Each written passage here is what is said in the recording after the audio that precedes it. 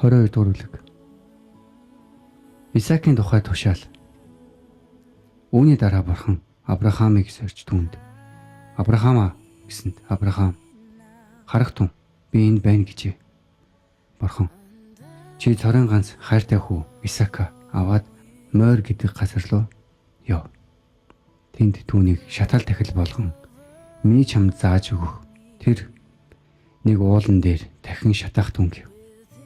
Тэгээд Авраам өглөө эртлэн босоод илжгээ имээлж 2 зарц залуу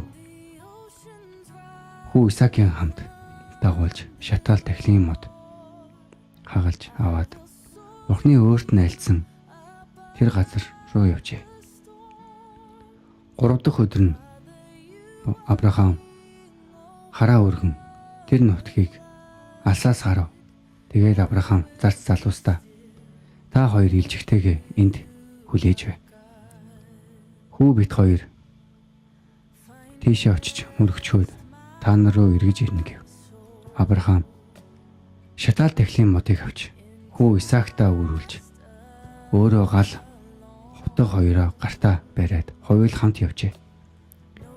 Исаак эцэг Авраамдаа хандан "Аав минь" гэхэд тэрээр "Хүү минь, би энд байна" гэсэнд Исаак "Хардаа гал мод хоёр энд байна.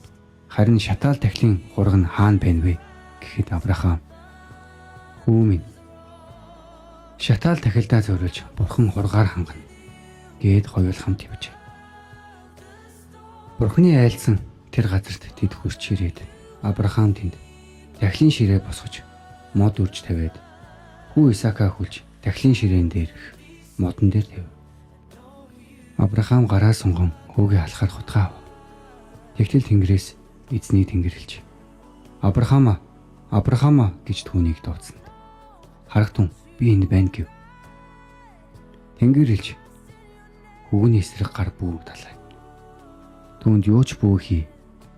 Учир нь чи хүүгээ цорын ганц хүүгээ надаас харамлаагүй тул чамайг Бурханаас имээдгийг чин одоо би мэдлээ гэв. Авраам хараагаа өргөн харвал үзэгтэн нэгэн хоц өтгөн ботонд иврээрээ тэгэлсэн байжээ. Авраам очиж тэр хоцыг барьж аваад хүүгийнхээ оронд түүнийг шатаал дахил болгож дахин шатав. Тэгээд Авраам тэр газрыг эзэн хангана гэж нэрлсэн учраас хүмүүс өнөө хүртэл эзний уланд хангагдах болно гэж хэлдэг болжээ. Тэнгэрээс эзний тэнгэрлэж Авраамыг 2 дахиад дуудаж "Эзэн ийн айлтж байна. Чи ийхүү үлдэж хүүгээ цорын ганц хүүгээ надаас харамлаагүй учраас би өөрөөрөө тангарлаж байна. Би үнэхээр чамайг өрөөж үр удмыг чин Тэнгэрийн отод далайн эргийн элс мэд асар олон болгоно. Үр удам чин дайснуудынхаа үүд хаалгыг эзэгнэх болно. Чи миний үгийг дуулууртай дагсан учраас үр удмаар чин газар дэлхийн бүх үндэстэн хөрөөгдөх болно" гэв.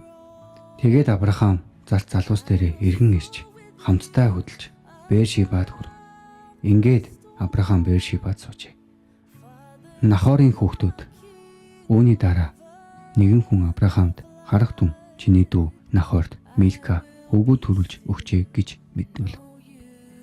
Түүний уган хүн Ууз, Удаах дүүнэр нь Бөөз мөн Арамын эцэг Кемуэл бас Хесед, Хазо, Пилдаш, Едлав, Бетуэл нар билээ. Бетуэл нь Ребекаг төрүүлжээ. Авраамын дүү Нахорд Милка энэ 8-ыг төрүүлжээ. Нахорын татврын болох Ревмагийн түүнд төрүүлж өгсөн хөвгүүд нь Теба, Хам, Тахаш, Мака нар билээ.